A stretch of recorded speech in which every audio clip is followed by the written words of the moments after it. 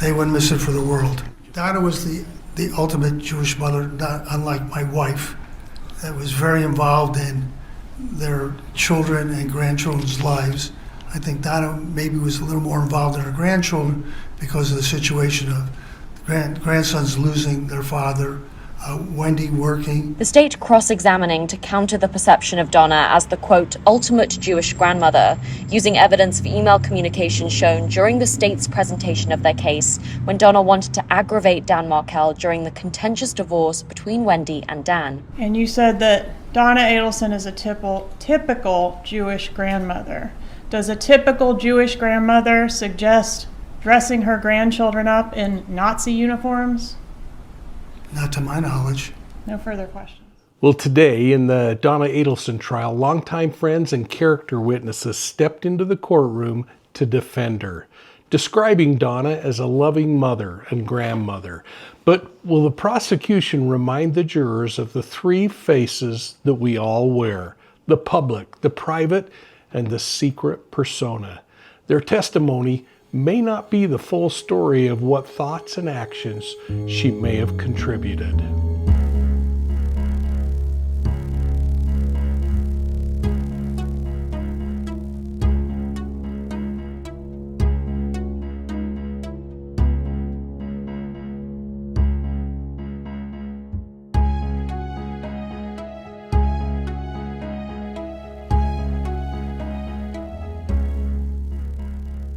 Hey, welcome to Profiling Evil, and thanks so much for hitting that like and subscribe button.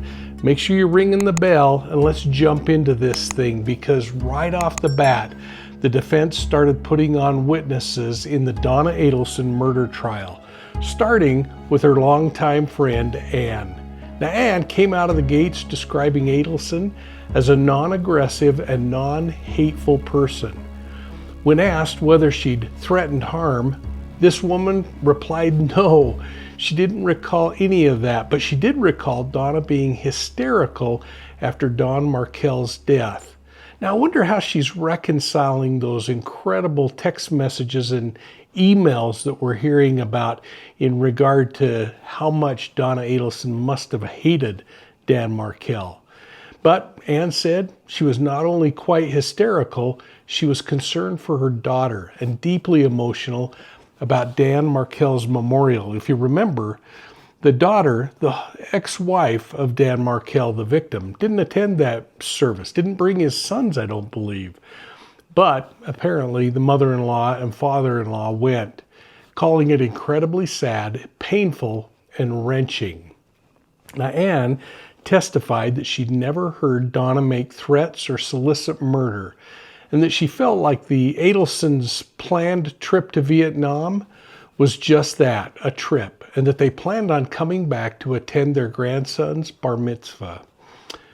When asked if Donna ever talked about the extortion attempt, and you might remember that FBI bump, that she said that she does remember it being mentioned, but the details were fuzzy. Now, the next witness was another longtime friend of Donna's husband, Ron. He's also a close friend, and again, a close friend with the first witness, and Donna, of course. And he described the Adelsons as a loving couple. He recalled Donna being extremely upset, inconsolable after Charlie's conviction. And he also testified that he too believed that Adelson planned to return to the States after their trip to Vietnam. When cross-examination occurred about his comment that they'd return, though, he admitted that they might have to think twice about returning if they knew there was an arrest warrant waiting for them. And that comment really left me wondering why. I mean, wouldn't you want to face it and prove that you were innocent? I'd really like your thoughts on that one. The defense, though, then called a person named Kelsey, a digital forensic expert, about reviewing all of the call records. Now, Kelsey acknowledged that Charlie Adelson and Donna had frequent communication, and he agreed with much of what the state expert testified to on the calls, except for there was disagreement regarding the number of calls over that specific period of time that were made.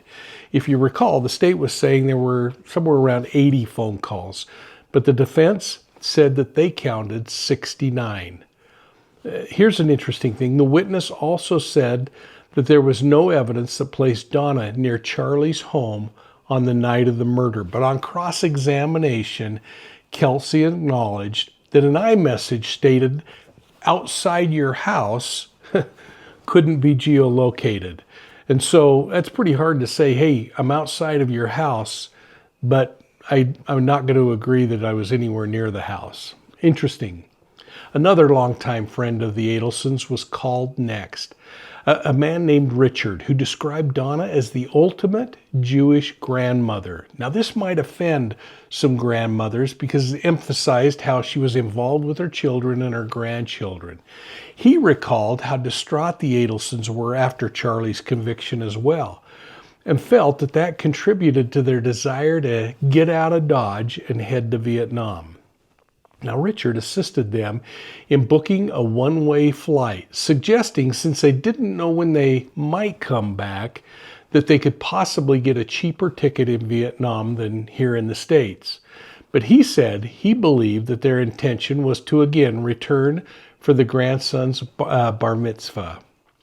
Now, in the most powerful moment of the day, in my opinion, during the prosecution's cross-examination, the prosecution simply asked Richard about his portrayal of Donna being a typical Jewish grandmother, and then confronted him with the emails where Donna suggested dressing Markel's children like Nazis. And she asked him if that behavior was typical of a Jewish grandmother. Let's watch that exchange. They wouldn't miss it for the world. Donna was the ultimate Jewish mother, not unlike my wife, that was very involved in their children and grandchildren's lives.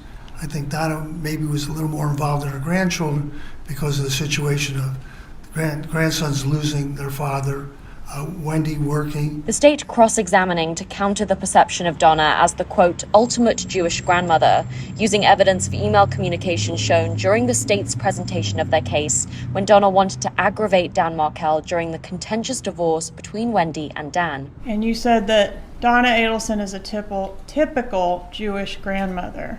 Does a typical Jewish grandmother suggest dressing her grandchildren up in Nazi uniforms? Not to my knowledge. No further questions. Well, then there were a couple of witnesses who testified about interviewing inmates in the jail who Donna had interacted with, and they are really kind of interesting interviews. They had different stories of the testimony from the inmates, and the prosecution focused primarily on the fact that neither private investigator recorded those interviews. Now, both justified this by stating that the defense hadn't asked for the interviews to be recorded. But it seemed to me that the defense, all in all, was pretty successful in humanizing Donna. These longtime friends of hers painted her as a loving, supportive grandmother, not a scheming mastermind. Now, there are stories about the Adelsons planning to return for a grandson's bar mitzvah also chipped at the prosecution's flight to avoid justice theory. Their digital expert trimmed the call counts, but I think that was really pretty insignificant, although it did give the jury a concrete example of where the prosecution might have overinflated evidence. But with all that said, the prosecution did a great job with cross-examination by undercutting those character witnesses. They confirmed that Donna was extremely close to Charlie, and those witnesses acknowledged that a pending warrant could have altered their return plans. Now, I think the cell phone records still incriminate her even with that reduction in the total number of calls made. And I think the overall consensus of the expert was that the tower mapping did show Donna in Charlie's area, keeping the core prosecution theory intact. And one of those powerful pieces of evidence was the testimony supporting Donna and an inmate writing what the prosecution claims was the script that we previously discussed. So in the end, the defense bought Donna some sympathy, and they planted some seeds of doubt around the call frequency data and that jailhouse informant credibility issue. But the prosecution blunted most of it on cross-examination, keeping the big picture theme intact. And those themes, Donna was in constant contact with Charlie, and Donna wrote the so-called script. Well, today wasn't a knockout for either side if you're scoring this trial like a boxing round. But that said, I'd give a 10-9 for the prosecution. Now, the defense landed some jabs, but the state's narrative still feels stronger walking out of court to me. And that leads me to want to talk about a couple of the behaviors I witnessed today. Because when the defense rolls out a parade of friends and acquaintances, it's about painting a softer, more relatable picture of the accused. These witnesses humanized Adelson to the jury, a jury that might be getting fatigued from weeks of forensic evidence and jailhouse trauma. So that actually could feel like a breath of fresh air. But here's the rub. Character witnesses almost always describe the public persona, the mask that people choose to wear out in the world. They rarely, if ever, penetrate deeper. And I really hope that the prosecution will remind the jury of a concept that I explore in my new book, Wolves in Sheep's Clothing, about the three personas that we all carry. Because I think today we saw more of the public persona, the version carefully curated for the world. The version that says Donna, the way her friends saw her, was generous, funny, involved in family milestones. But then there's the private persona, the side revealed only to those closest to Donna, the place where loyalty, resentment, and hidden motivations simmer. That's where Donna's obsessive loyalty to Charlie and the bitterness toward Dan Markel may have been more visible. But it's the secret persona, the one that I think we have to watch for. The mask that almost no one sees, where predatory impulses, the hidden agendas, or the willingness to cross moral lines lives. This is what the prosecution is arguing existed between Donna's smiling exterior, her role in a plot to eliminate an inconvenience. The key prosecutorial point is this, that most character witnesses only ever glimpse into the public face and maybe fragments of the private one, but they almost never see the secret side. That's why communities are always shocked when a well-loved friend is suddenly revealed to be capable of something heinous. This is a principle that the prosecution needs to make stick with that jury, and they need to be gentle but firm, because somebody who appears nurturing in one sphere doesn't mean they weren't manipulative and calculating in another. The very normalcy described by character witnesses can be a tool that predators use. It lowers defenses and it makes their hidden life even harder to detect. Predators often live double lives. In fact, most predators always live double lives, using their public and private personas to conceal their secret self. My book, Wolves in Sheep's Clothing, digs into why dangerous normalcy is such an effective disguise. And it raises two questions that every jury, frankly, every community, each of us ought to ask. Number one, why are we shocked when someone we know turns out to be a predator?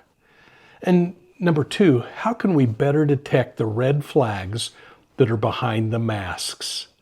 So if you want to go deeper on these ideas, grab a copy, signed if you'd like, of Wolves in Sheep's Clothing. You can get delivered free, signed copies anywhere in the United States through profilingevil.com. And for those of you living outside of the United States, you can get the book through amazon.com. And remember, it's in hardbound, paperback, ebook, and audiobook. You know, character witnesses can sway emotions. But unless prosecutors remind juries about the masks we all wear, those testimonies risk being taken at face value without questioning. And that might be the thing that's hiding what's hidden beneath. And I'd really like to know your thoughts. So please enter them below and share Profiling Evil with your friends. Make sure you're hitting that like and subscribe button.